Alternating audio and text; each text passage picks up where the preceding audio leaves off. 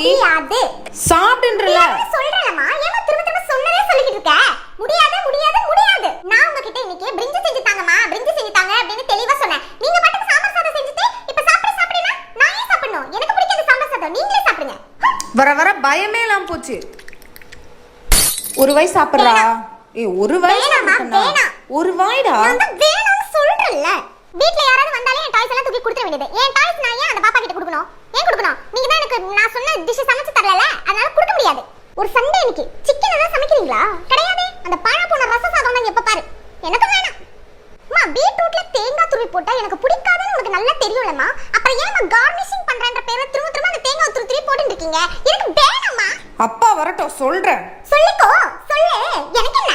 நான் ஒரு வாட்டி சொன்னா ஒரு வாட்டி சொன்ன மாதிரி தான். எனக்கு வேணாம் வேணாம் வேணாம். அப்பா வந்துட்டாரு, இருக்குடி உனக்கு. என்னங்க வாங்க. எப்படி இருக்கீங்க? ஆபீஸ்லாம் நல்லா போச்சாப்பா? அம்மா பசிக்குதுமா, சாப்பாடு கொடுங்கம்மா. எனக்கு தண்ணி குடிக்கிறீங்களாப்பா? தண்ணி சாம்பார் சாதம் கொடுமா.